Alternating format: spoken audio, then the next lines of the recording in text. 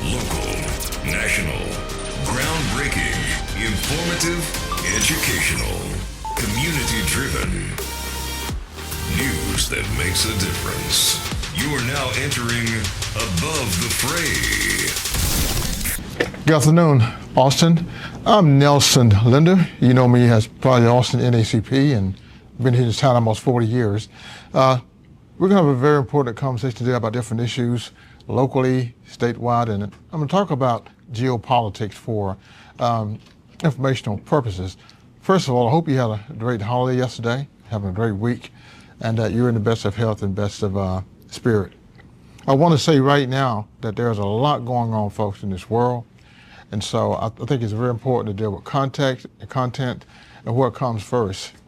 So I want to talk about, of course, Juneteenth, because it's a national holiday now, and we live here in Austin, and saw a lot of things in Austin and also in surrounding counties. And here's what I want to say. First of all, hope you had a great time. Hope you honored your ancestors and thought about sacrifices they made for us to be here. And also you taught young people about the importance of that day, what it really means in terms of our existence today. Went to a lot of programs, had an interview with KOP Radio yesterday that was very fulfilling. And so I covered a lot of things, but this moment today is very important for a lot of reasons. I want to thank, of course, Mr. Johnson and Multimedia Maze for the work he does here in doing this program, and want to thank him and his family for that. And also I want to thank you for tuning in. So let me go further. I mentioned local events yesterday. I saw a lot of things happening in Juneteenth I want to talk about briefly. And that means in terms of how the day is evolving in the world that we live in. Of course, I'm seeing some good things and also some challenges as far as people that are investing in this event in terms of what it could be and should be from a city and I'm going to say metro perspective. So I saw a lot of things around this area. And I hope that we have some conversations headed toward next year that will address the importance of expanding what we're doing in terms of the event itself. I'd like to see a lot more focus on education, information, especially in the Black communities, because we're going to have to make some adjustments to prepare for the coming world. And so if you look at this country politically, from a national standpoint, state standpoint, local standpoint, we talk about funding, but really we need to address the impact that this current administration and local people as well on the federal government, because the federal government in many ways has done things legally to give us a break when it comes to discrimination, racism, and those kinds of things. Right now with the current people in power, there's no respect for civil rights, human rights, and whatever else is going on in the world. We need to really understand that in terms of how it affects our communities, especially from a criminal justice standpoint, from an economic standpoint. So you need to understand, what are we doing right now to fight fascism? Because fascism is real in America.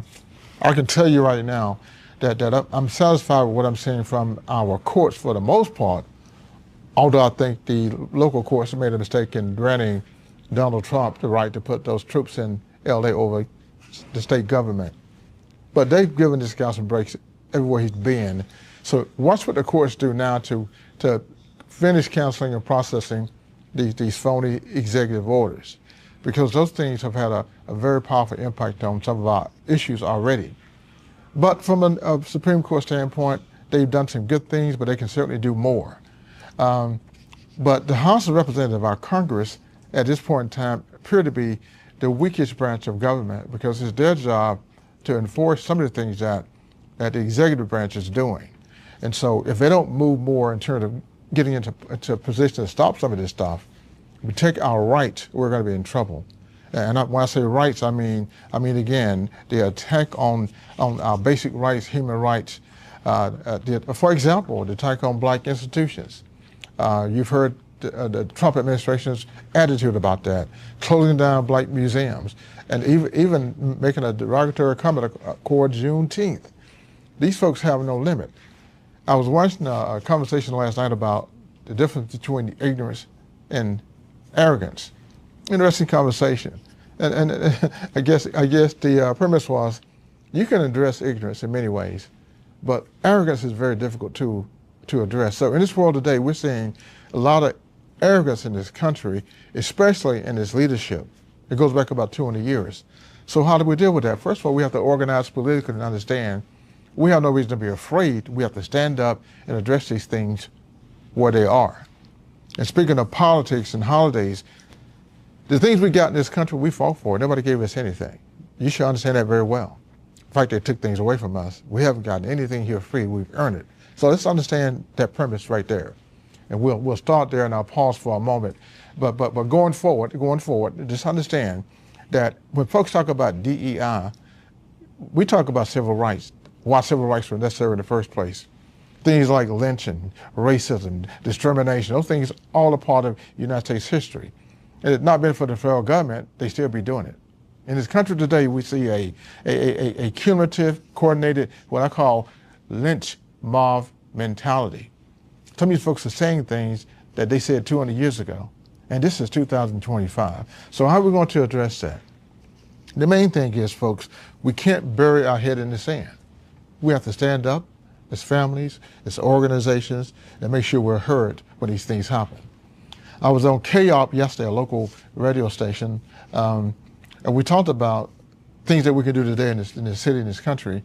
I mentioned the importance of local politics, voting in local elections, understanding local elections. That's going to be critical because we've had it upside down. We talk about the national offices and organizations, but we don't talk about local people. If we've learned anything from the past election, local folks must be mobilized, they must be involved, they must be respected, and they can make a difference. But we got to start where we are in small towns and these cities because that's who's going to turn the tide. I have little faith anymore in right now the federal government, even less so in many national organizations because the folks out here in these small towns and the other sized towns are kind of pretty much isolated. So I would encourage local people to take a greater interest in where you live, where you reside, where you vote, where you spend your money, and especially where you spend your money. If you've seen the attack on DEI by what is called racist, white supremacists, that's what they are. Another name is called fascism, and that's times two. They've attacked organizations that benefited African Americans by being simply fair and humane.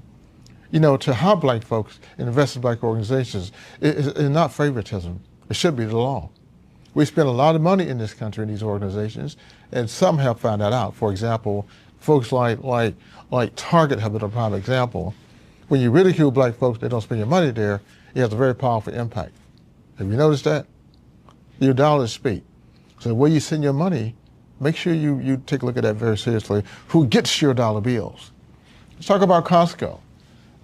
Did a great job. They stood up to the racist, bigoted Trump administration, and they've benefited from that. So look up Costco, do what you can to help them, and find these people who are doing the right thing in face of this assault on human rights and civil rights in this current environment. So your awareness right now is very important. I'm often asked, man, why are you always so serious? I don't have much of a choice, do I? I mean, I do other things too. I'll have fun and do things, but if you see what's happening in this country today, you might want to concern yourself about knowing some basic things.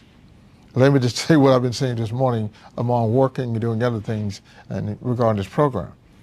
Apparently there was a story that came out last night that the United States of America, it is a country, not a continent, they moved the largest military plane in the world. Say that again. They moved the largest aircraft in the world to the border of Saudi Arabia. Now, you know, why is that? Why is that? So you got a president threatening a foreign country called Iran, although the United Nations, and I think as well, understand that this conflict was not caused by Iran. I'm sorry, I'm not buying that. And if the United Nations will raise their voice more, we might get more truth about what has happened. We see what's happening in Gaza, all those innocent folks being killed. That doesn't account for the fact that a terrorist group invaded Israel. I understand that was terrible.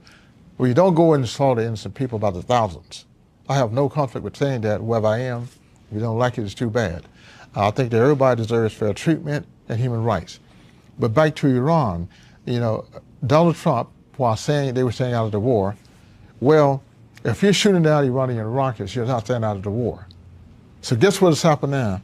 China, Russia, North Korea said, you know what, we're going to support Iran. So I think that's very serious, don't you? So this morning you got these people still talking about Trump is going to bomb Iran, and they moved these military planes to the border of Saudi Arabia. So these things are very, very tight and very hot right now. It's probably one of the most dangerous times I've seen, because you've got the possibility of nuclear conflict. That's nothing to play with. So it is good to watch the news to a certain extent on certain things, but more importantly, read and stay aware of current events in terms of how they affect us. So this program, we're addressing a thing I call geopolitics. Very serious topic, because right now that's where we are. Everything now is connected geopolitically. So where do black people, where do we stand? Well, the good news is that the continent of Africa and all these 54 nations are beginning to talk to each other about what they're facing in terms also of white supremacy. You see movement in Burkina Faso, Ghana, Namibia, even in South Africa. So they're waking up also, looking at us. So we don't often think about the fact that we have allies in this world, folks. We can't be isolated. You might have seen that the president of Burkina Faso claimed the gold supply, which belongs to Africa anyway. You've had folks taking our gold out of that continent, making money out of it, and reselling us our own product. So people say, you know what, we've had enough of racism, discrimination, exploitation, lying. And when you know those things, and you live on the second largest continent in the world, and we are descendants of that, I know, that should tell you something. So when I say wake up, I don't mean just wake up and read something here. I mean, look at the entire world and how things are changing, how things are shifting. And guess what? Look to your south, a country called Mexico, and a president called Claudia Sheinbaum. Look what she's doing. She's challenging America because of our racism, immigration policies. Look to the north, look at Canada, what they're saying to the United States. What I'm saying is, folks, these are very serious moments. And as black people, based on how we're treated in the United States, that has serious implications for us. I talk to folks every day all over the world.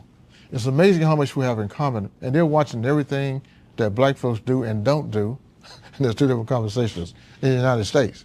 We're too quiet for number one. I'm surprised that some of our national organizations are so quiet about these things that are affecting our communities.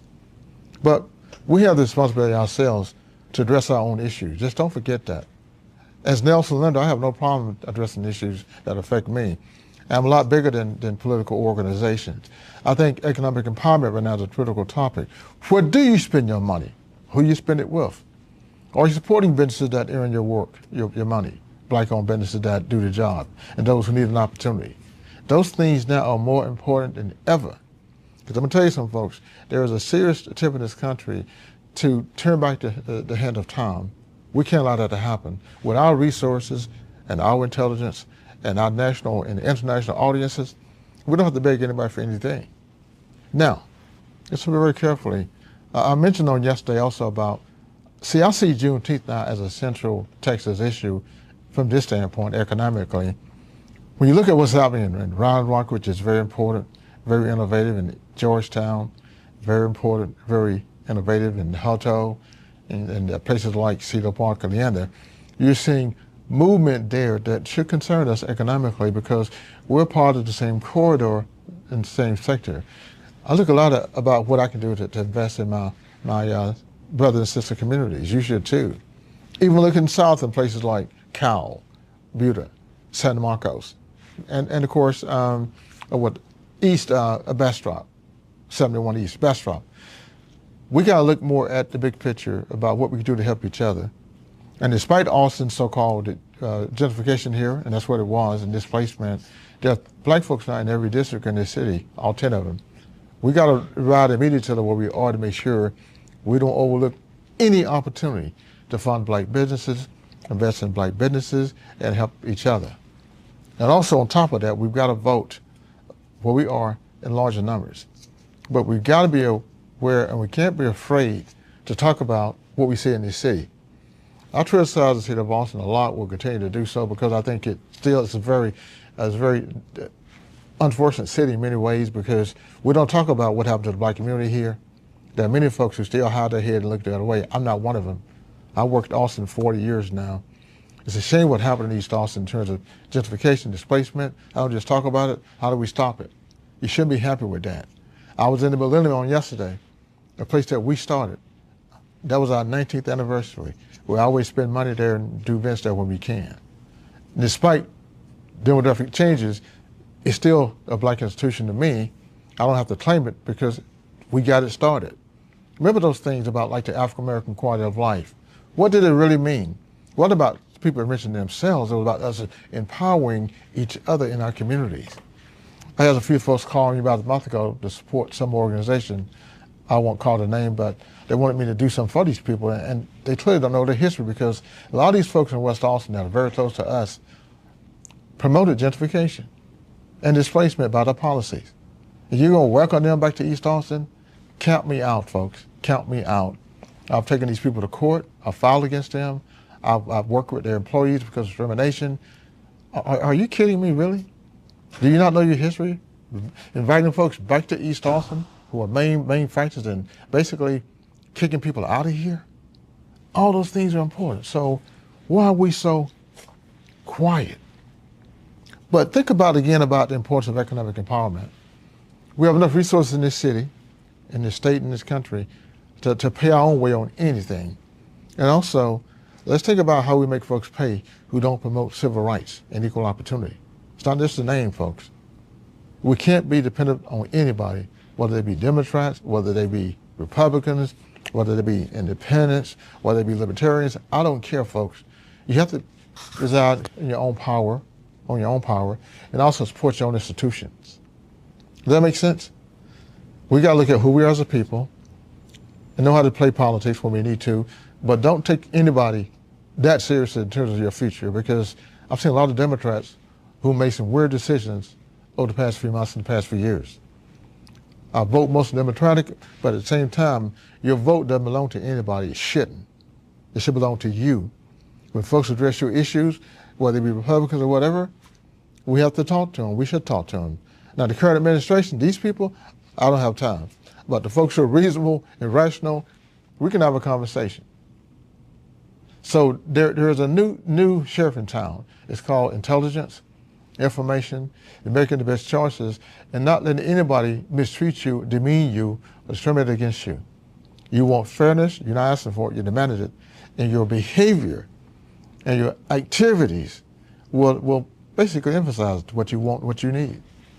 So I know a lot of folks sometimes are very afraid of what they see in this world. A lot of folks will address it from a biblical standpoint, and that's your prerogative. Also, there are things we have to do to make sure when things do go amok, and they already have, really. You look at the Middle East right now, it's really North Africa. Let's get that right.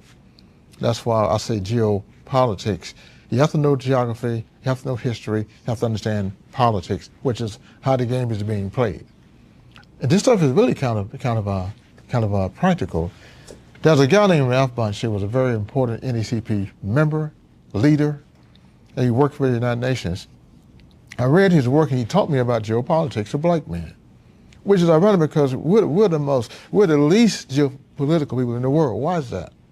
Because everything now is connected, folks. Europe is connected, Africa is connected, Asia is connected, Australia is connected, North America, which is where we are, South America. I won't talk about Antarctica, but think about where you are. This is not America. This is not a continent. This is the United States, which is one nation on the continent of North America. President of South America had to remind us of that. So this grandiose mentality has to stop. I watch these politicians, these white racist politicians, many of them, the things they say. There's a guy named Pete Hespeth, who's the current unqualified, incompetent head of the Defense Department. This guy has that job. Can you believe this guy? They were talking about turning back some of the names that were given to black folks who were slaves during the Civil War and black heroes. This guy had the nerve to say that by changing those names and taking them from white racists and bigots, it would hurt the self-esteem of the Army. He actually said that. So I guess it's okay to kill black people, put them in slavery, lynch people. You see what these people say? And we have to correct them every time they say that.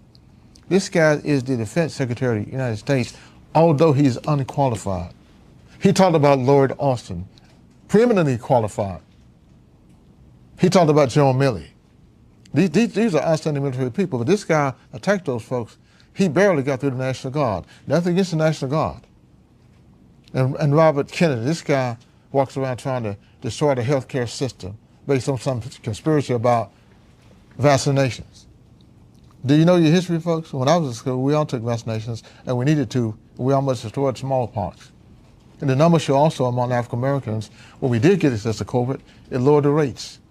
So know the history of what these people are saying. It's like this guy put every incompetent in the world in that administration. For what reason? To attack certain people. Do I need to call the name?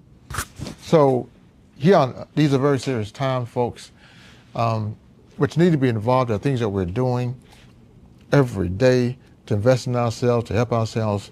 But you need to have an awareness about the things that we're seeing in this nation and in this world. I talked about politics. When you look at what's happening right now in Iran and Israel, and what's happening with North Korea and China and Russia and the United States, for Donald Trump to say he's going to bomb a foreign nation because they can't get nuclear weapons. Now, think about that for a moment. I'm not in favor of anybody even having nuclear weapons, frankly. I wish they never would have been created, because guess who used them and is the only nation to do so? The United States of America. These folks right here dropped the bombs on Japan. But they're saying that nobody else should have a weapon that perhaps threatened them. I get back to the term arrogance, which is it's a very difficult challenge. Yet they want to pick and choose who can get nuclear weapons. So they don't like Iran, so they can't get a nuclear weapon. Let me share something about Iran. Remember back in the 1980s, a guy named, they called the Shah, who was an American stooge, put in power over the Iranian people for years. They finally kicked him out of power. And they blame Iran now for not liking them. Who these people are? What's wrong with these people? Do they think we don't read history? So you're going to oppress folks for 30 or 40 years when they finally get to get somebody that they want, whether good or bad. It's their choice. You want to criticize it? Look at the history of the United States and Iran and Iraq and the Middle East in general. You'll see why they have a problem there, why they support one people. And let me tell you something, folks. We're all entitled to our religions and our political and other beliefs. But you know, what we're seeing today are current realities. The folks who are in America today were not there 2,000 years, not here 2,000 years ago. See what I'm saying? The folks who live in Israel today are not the same people who were there during biblical times. So you might want to understand what you're dealing with. So in other words, if there is injustice going on anywhere in the world, we have an obligation to call a spade a spade. I don't think anybody in this world today, in my opinion, is God's favorite people. If I said who I thought it was, everybody would be offended. So let me say this. We all have an obligation to treat people as human beings. As humans, I treat folks as human beings. I got folks from Texas, Georgia, Alaska, all over the United States. I have friends in Australia, places like Sydney, Melbourne. I got friends in Europe, every color in the spectrum. So I can deal with anybody. But you gotta come clean, you gotta come respectful, you gotta come right. That's all I require. And that should be our standard, right? We don't give you no salute because you have a certain color. No, I don't. When in reality, in terms of history, you were the last person to appear on the stage. You hear what I'm saying? That's why people don't want to teach you geography and history, because it tells you the truth about how societies evolve, how people evolve, how nations evolve. That's your problem, not mine. Because the truth has already been told. Whether you listen to it or put it in your curriculum is your issue.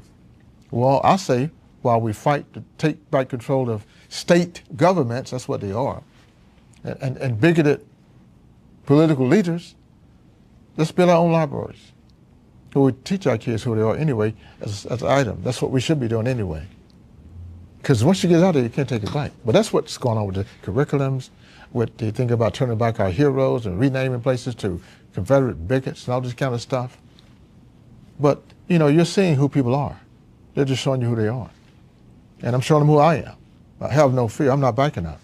That's why when you watch these issues very closely around the world, watch South Africa, a guy named Elon Musk and Donald Trump, the president, talking about white folks in South Africa losing their land. It was a blatant white lie.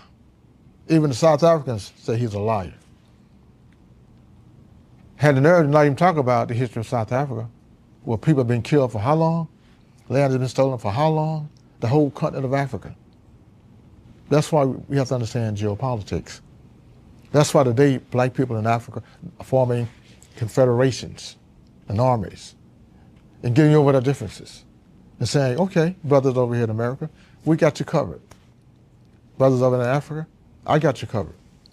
See, that's what they need you to see.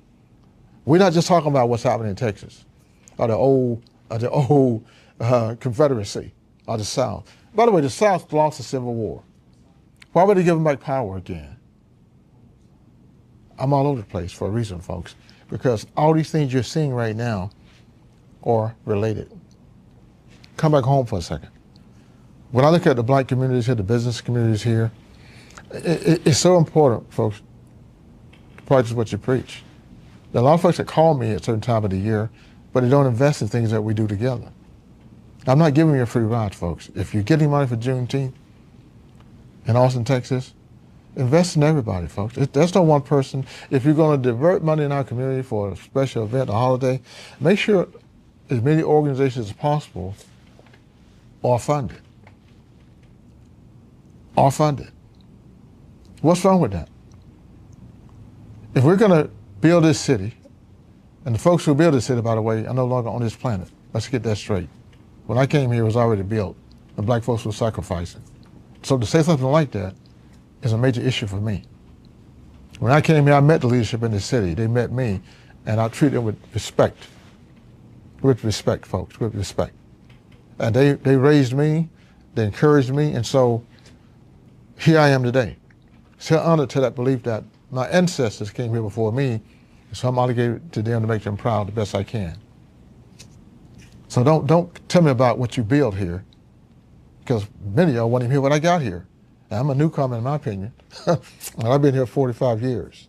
Went to school here, Houston Tilson, ACC. Been in business here, all in East Austin. All I'm saying is, folks, at this pivotal time in 2025, at a very dangerous time in this world where a few knuckleheads and fruitcakes have got the whole world on the edge because they want to fight a war based on some special interests that we should know. That's why we call it geopolitics. Nowadays, you got to see the whole world, folks, understand exactly what's happening. And make sure your mind is clear. Make sure you're protected, you're safe. You know what to do, how to handle yourself. Don't take any unnecessary risk, because right now a lot of things are on the edge. Just think about the possibility of what would happen or what will happen when these people, for no valid reason, will go drop a bomb on a foreign country because they don't think they should have a nuclear weapon. First of all, that's illegal. But where's the United Nations? Well, guess who controls the United Nations? They do. They do. So the same folks who are making the decisions are part of the club. Not one black nation in this world is on the United Nations that has veto power. Not one. Not one. If you run the world, I don't think so. You run your special interest. You see, it's a time to tell the truth, folks. That's the only way you're going to be free. By the way, the word free needs to be kind of replaced for the moment. Let's talk about what freedom really is or what freedom is not. The term really is liberation because we're not free. We make some gains. But until you control your own destiny and treat it with equality, make your own decisions free of white racism, discrimination, you're headed on a path, I hope, called liberation. I'll tell you what you do as an experiment. Say liberation in front of these people. See how they look. You change their skin color. You say freedom, they're cool with that. Liberation means you accept the challenge to be the best you can be. You accept the challenge to address racism, discrimination, fascism. Okay? Hegemony. Any kind of unfair treatment. My choice is, I understand I'm not free because there are bigoted, racist, messed up folks psychologically controlling our destinies in too many ways. But things like messing with our communities. We have shorter lifespans for that. So the term is liberation. When you liberate truly, Nobody can touch you. They know better. So the goal has always been liberation. That's why on Juneteenth, I talk about heroes like Captain Louis White. I'll talk about black folks who died in this country for what we have today. For black folks who fought and won the Civil War in 1865, which is why we got a Juneteenth in the first place. Had black folks not fought in the Civil War, you wouldn't have no Juneteenth. You have the same bigoted people doing what they do today. Because once we defeated them, they gave them power. The Trump administration put these southern states back in power in key positions, or folks with that ideology in key positions. We can't be afraid. We got too many people that said the same thing I'm saying right now. In fact, I read about this 30 years ago. I was a kid, basically a young man. So I'm trying to encourage you folks to really, really look at the big picture. I'm not saying be totally mesmerized by it, but understand we have multiple responsibilities. We got to take care of ourselves. We got to work, take care of our bodies, hopefully our families, take care of each other, encourage each other, but also don't forget what's happening outside your door politically in your government. Because the politicians run the government, you got to be concerned about that. I've worked with a lot of city managers in this city for a long time, a lot of mayors in this city. I can tell you who's about what. Most of them work with the ACP. Most of them work with the ACP. Get my point? I know mayors who have done the same thing. They come out to our events, we do business together because they understand they should invest in civil rights. But today, it's a different environment now. These people are not Republicans, by the way. I work very closely with Mark Ott and his entire team. I work with Toby Patel and her entire team. See, it's a different reality today, folks. It's a different mentality now. You're a mayor. I know the guy, but I don't shine anybody's shoes. If that's what you want, you picked the wrong guy. But I'm holding you accountable. If you don't like it, okay. All right. We've had conversations. We don't beg for anything, but I'm going to call you out. So I want to encourage folks here, if you want to change these problems, you got to stand up. Put your hands down. Spend your money in your own institutions. Look at the banks here. We're assessing right now every major bank in Austin, Texas. See what they spend with white people. By the way, I belong to the Greater Texas Federal Trade Union. They were owned by they started by the NAACP. Most folks don't know that. In 1968, we owned that bank for 30 years. They are now the Greater Texas Federal Trade Union. My bank account is still there. NACP is still there. So my bank is still there. Isn't that a good story? We don't have a bank today or trade union that we own in Austin, Texas. So there's a lot to say, folks. Well, looking forward, how do I feel? I feel confident for one reason. I think as a people, we've done most of the right things. We have a lot going for our history in terms of being humane people who have the ability and have shown to treat all folks right, including our Mexican brothers and sisters, our Native American brothers and sisters. We don't have a problem with that, folks, unless we got some bad habits. We call for equal treatment of everybody. So when I see what's happening in South America and Central America with Mexico, I'm cool with that. When I see Canada, we know from the Underground Railroad, right, where we went to Canada to leave the United States.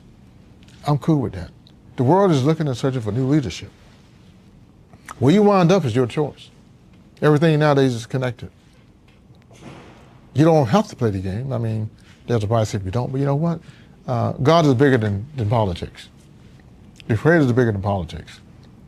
The folks who fought to open these doors by marching in the street, they paid the price for that, right? For your existence. Do we ever think about what it means to sacrifice anymore? Or to talk about those who are less favorable than we are in their predicaments? We're just talking business, folks. I'm giving it to you in a very different way. I guarantee you this is not sponsored by any political party because I don't need that. I'm Nelson Linder over everything else. I've been the president of the Austin NACP for 25 years.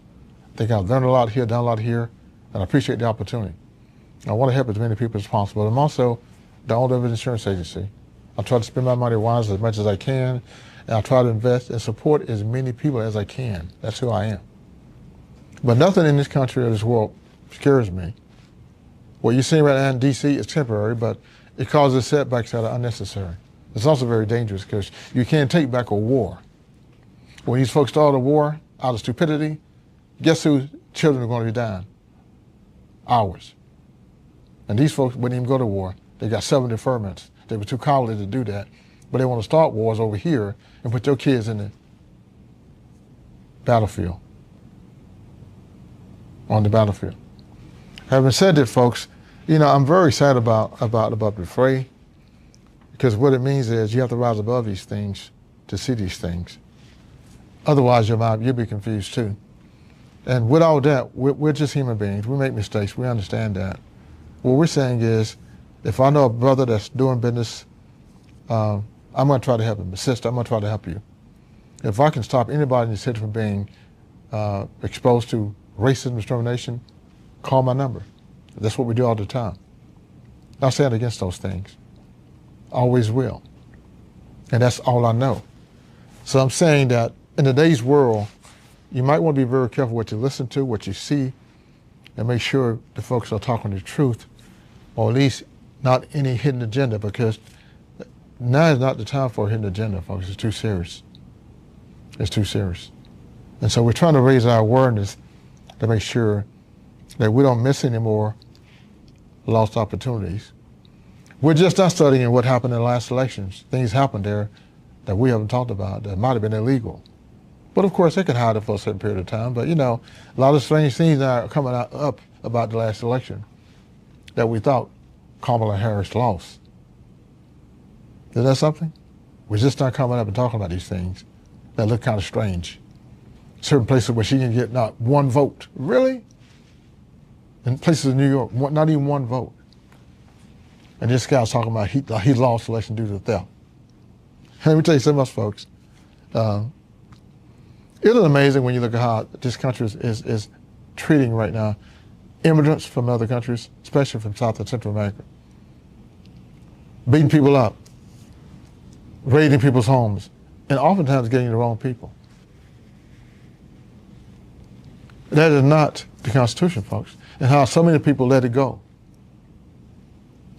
I told you this morning about this court, Ninth Circuit, told Trump it was all right, called in the National Guard. Federal, no, man, that's not all right under any condition. That's the responsibility of the state governor. So even these courts are messed up. The Supreme Court, they put Donald Trump in office. Isn't that something? Guy had 84 convictions. He couldn't even run for office. But now he's president. Now they worry about what they did. It's too late now. We have to deal with that. But what I'm saying, folks, is you can't be afraid to address the truth. You have to tell the truth intelligently. Do you do this?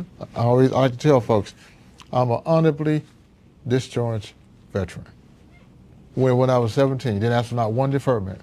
You have much of a choice. I believe in freedom. I also believe in liberation, more so. I believe in fair treatment. So when I speak to you today on this version, this special version of Above the Fray, what it means at this time, I'm very honored it came right after the Juneteenth, because Juneteenth is supposed to be a day of reflection. I hope it was for you. Was it really a day of reflection, folks, where you thought about what we are, what we were? What would Grandpa and Grandma think about today? Would they really understand it? I don't think so. Did you think about your mother and father and grandfather on yesterday? A few moments of them. I was saying, I used to do it pretty regular on important holidays like Juneteenth. I would state my mom's birthday and her full name, my father too, as a matter of respect and memory. Ancestors like it when you call their names, by the way, because they want to be a part of your current life. And when you speak to them, in our culture, our ancestors are responsive. Or go visit a cemetery and make sure your mother's grave or father's grave is cleaned off. I mentioned in Georgetown yesterday, City of Georgetown, thank you for investing in the black community, building a place there where the bodies are being properly identified, downtown, beautiful building. You're not throwing crumbs like they do in the city of Austin and other places. You put money in an institution. Life is sacred. I want to thank Georgetown for doing that. See, everything is not based on people's political persuasion. Who made that decision? It had to be the city council and other folks. Made a good decision. Some of these folks struggle with giving black folks even a decent place to be buried. You're getting crimes to keep these things updated.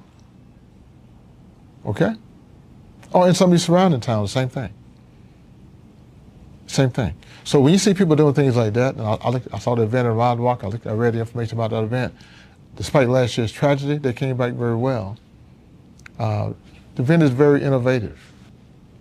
Williamson County is far ahead of Travis County in terms of those kind of events for black people, to tell you the truth, okay? Not saying they're perfect, but Austin always seem to be stuck in second gear. Bring in some new blood, some new ideas, make the event more innovative, more dynamic from a business standpoint. I'm a part of a commission that we're going to talk about some things this year. I'm going to demand it, to talk about our quality of life and related to, especially on Juneteenth. Think about where you are, where you were, and more important, where you're headed. So this is about the Frey folks. This is what I do, other than working every day, running 2 organizations, 2 businesses. I feel great. I love this kind of work. And what I see coming for us is good things because I have faith in who we are. We've always met our challenges and overcome them. We've always, at some point, raised to our highest level. We've always, at some point, understood that our road is bigger than just who we are, and that we respect all people based on our principles. If we say justice, liberty, and equality, we know what that means, folks, in real life, because we haven't had it based on some folks who couldn't get over themselves for how many thousands of years. It's not my problem until it became my problem. We don't accept discrimination. We never will. DEI, everybody in the Trump administration probably needed white DEI, called white supremacy. Most of them are unqualified, including the president. But you're in power, but you want to take black people, you want to take Juneteenth. Really, man? Really? Really? And by the way, he's not going to the NAACP convention this year. Okay. Okay. Okay. I hadn't even thought about that, folks. I assume he wasn't. I assume that. You know, we have things to talk about, brothers and sisters. Face to face, man to man, we need to have a conversation about where we are right now, what's happening with us right now. I'm having a little fun, as you can see, because first of all, we've got a great producer here, Mr. Jonathan. The work he does here today, all the time in his work, profession, his family. He's doing great work all over, so you're going to see his product, because this is his product. I'm just here talking today, and he's bringing it to you. And I can tell you, I'm very fortunate to be looking out my window right now on the East 11th Street in Austin, Texas, folks. I got nephews and nieces all over the country, to y'all out there in Georgia, and my sister Aretha and those people in Georgia who follow what I do. Good to see you, good to hear you. Hope you hear me as well. Well, here's what I'm doing in Austin, Texas. You guys stay safe, and also let's keep doing what we were taught to do, which is to be the best we can be. We're not perfect, we make mistakes. We know how to ask for forgiveness, but our goal is to be the best we can do and also help other people, and not put ourselves on a pedestal that can't be inviting to other people. I think right now it's about, what's that, 1:45? Hey, Jonathan, how are we doing with time? Do we need to take a break for a moment or something, or are we okay? Okay. What did I say about Nelson Linder? It's really not a question. For those who don't know, I came here when I was 22 years old. Left Georgia when I was 17, went to the military, the Army. Had a great tenure there of 3 years. Saw some of the world, met some great people. Grew up as a man, learned some things, learned some languages. And I really understood the world from a geopolitical standpoint, where it came from. But when I left Georgia, I never came back permanently, but I always stayed in touch. That's where I came from. When I came here in 1980, I enrolled at Austin Community College. By the way, they gave me a Lifetime Achievement Award. I thought that was very nice of them. I did some great work there. They did some great work with me as well. It was a great college, by the way. Transferred there with a place now called Houston Tillerson University. 4 years there. I majored in business administration and personnel management and industrial relations. Left there with a BA, and I've been an insurance agent in the city for almost 40 years. Started with Mutual of Omaha in 1985. Yeah, Mutual of Omaha. 3 years later, I went to Allstate Insurance, opened an office in East Austin. Neighborhood office, first one in East Austin. There for 7 years. Then I became an independent agent here and sold multiple products with different companies. And that's what I'm doing today. In 2007, right here in East Austin, I created the Linder Insurance Agency. Been here in East Austin since 2000 now with the Austin ACP. So I've been here in East Austin, gosh, 25 years in ACP. And my God, almost 20 years with the Linder Insurance Agency. Been in talk radio here, KZI 16 years, ATX radio now, Ron Rock, 3 years. Now doing a lot of work with John and his work he's doing on Multimedia Maze and enjoy that. So I enjoy what I'm doing. And I know I'm very fortunate to be who I am because I've been very lucky. I normally speak what I feel and I get away with it. So, I'm not pushing my luck, but I think when you say things and you mean it, people can't take you seriously. Really, folks, when you talk about truth and how we treat each other and deal with each other, there's nothing to be afraid of. We should be wise and be intelligent in how we do things. But in 2025, it was ever time to speak out and to speak up. Now's the time, folks. Because as a people, we are under assault all over this country. The things you're hearing here about Juneteenth from elected officials, man. Folks shutting down black museums and institutions and telling black colleges they can't teach the truth about history. By the way, it's not black history, it's show history too. Because for those white people, there were black people. So what's your problem? I'm not a psychiatrist, I'm not a psychologist. All I can tell you is we're human beings. We were the first. If you can't handle that, I can't help you. But the truth will set you free physically and mentally. Try that. We want to do the best we can for this planet. We don't want to start wars and kill innocent people. We don't want to do that. Things happen, but we want the earth to be fair, to treat all people as human beings, deserving of respect. So when you look at the world right now, let me ask you a question. Who's running the world right now? Look what's happening to it. I just talked about what was happening in North Africa. They call it Middle East. No such thing as Middle East, folks. It's North Africa. Look at Israel and Iran. Look at Gaza, what happened in Gaza. Look at parts of Africa where there's conflict today unnecessarily. It's all over the world, folks. It's very dangerous right now with these folks talking about nuclear weapons. So, to touch this again as I get ready to get out of here, when you think about Iran and Israel, don't get confused in religion, okay? Think about where you are now at this time in 2025, and who lives there now at this time in 2025. History is important. If you came to America today from another planet, you see that the folks that live here weren't here 2,000 years ago. See what I mean? History, geography, geopolitics. But think about right now in this world, if Donald Trump drops a bomb on Iran because he don't want them to have nuclear weapons, there's a possibility of a world war. And in a world war, nobody's safe.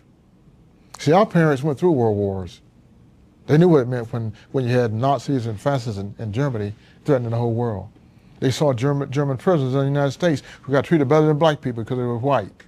See? So think about what that means when you have the right people in power. This guy has no business threatening Iran with the largest plane in the world on the border of Saudi Arabia because he wants to do it. And nobody's saying, no, man, that's crazy, that's insane. Why would you do that?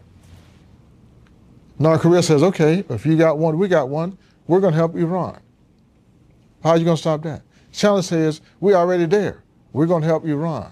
Russia says, yeah, we got stuff everywhere. We're going to help Iran. You see what we're talking about, folks? That's what we're dealing with today. And we got a guy who never even went to war, wouldn't even go to war, to probably even join the army. He got there 7 deferments. But he's the commander-in-chief. Really? Who doesn't know geography, who doesn't know war, who doesn't know combat. And you got people like Pete Hegseth, defense secretary, who's a very, very unqualified person to be head of the military. He criticized the black folks, the black men and women who came before him. Isn't that something? What kind of person would do that, man? And these folks are representing the United States of America. And you look at what's happening with immigration. I used to go on people's homes illegally, knocking on doors, walking around with masks on, jacking people up in illegal car stops. That's America today, folks. Nothing to do with the Constitution. But what they say is power, and power is right. No, it's not, folks. We have to oppose that. But one thing I'm going to tell you that you might already know, you might want to study the 60s. When we stand up for ourselves and do what we need to do, folks, we can always control things. They understand that. That's why the goal is to make you confused, make you fear, and not know that you have friends too in this world. Right now, the world's second largest continent, Africa, 54 nations, they're talking to us. So let me prepare you for this. Now they're talking to us, we're talking to them. Suppose they become very interested in what happened to us over here. I think it's going to happen then, folks. Every time they offend us, the whole continent can say something. That's their worst nightmare, but that's what's coming, because the world is coming together because of what they see and what they fear. They want new leadership and folks who can respect everybody on this whole planet. I'm telling you, it's coming. So I read these things 30 years ago when I was studying this stuff. I was studying Africa back then. Now they're calling us. I got friends right now in Sydney saying, hey, Nelson, we love your show. Sydney, Australia, by the way. Melbourne, Australia. And they're following us in America, by the way. Now think about that. There was an African celebration in Germany the other day. Lots of black folks all over the world. I said, and this is Germany. They had a huge celebration in the nation of Germany. Black folks and all color folks. I mean, that's amazing. And they were all together, folks. So there are some good things we can talk about and focus about. But what I'm saying right now is, don't want to scare anybody, because the more you know, the better off you are. I'm saying just know that the world is serious right now. Take what you do seriously, be the best you can. But you got to pay attention, because you never know what could happen. I'm seeing now people marketing certain products that you can use if there's a nuclear war. If the sun don't work, the sun won't always work, by the way. They're not that powerful. But you can buy certain kind of machines that you can get your own power about their size, by the way, about this size. And this is serious talk. You know, you need more than a flashlight now when it goes dark, right? You have internet, news, all this stuff, right? So these things are already being made, folks. I'm going to buy one because I like information, by the way. But you might want to think about what happens. We had the bad weather. Think about climate change, folks. We had these major storms in San Antonio, all this flooding and stuff. People dying with floods, man. And we have more tornadoes than in our history, all over the Southwest, the West, places like Tennessee, Arkansas, Georgia, had some serious tornadoes, Illinois, Ohio. Isn't that something? Isn't that something, folks? These things are, and you need to pay attention because they're bigger and more powerful than ever before. We had a small tornado in Buda about 2 weeks ago. We had a hailstorm in Austin. Unfortunately, I went right in the middle of it, unknowingly. So I had like a 35-minute stand in a hailstorm. Somebody's man I couldn't even see. I said, well, Nelson, maybe this is your day. No, I can't be. God said, hey, man, all of a sudden everything just stopped. So these are serious times, folks, but we can still do things right. You know, love your families, love yourself. Get involved in your communities, make sure you look out for people, help them when you can. A lot of folks nowadays are under a lot of stress for all kinds of reasons. They need our support, folks. I'm a big fan of that, of investing in people that need help. That's why I enjoy this work. That's why I like seeing people who are doing things to change things. Don't underestimate yourself, folks. There's so much you can do. But it ain't all based on politics. It's based on what you do with people around you who are like-minded people to make this a better world. I always say, folks, we have a unique responsibility to save this world because guess what? We're the ones who build it. Thank you very much. Local, national, groundbreaking, informative, educational, community-driven. News that makes a difference. Above the fray.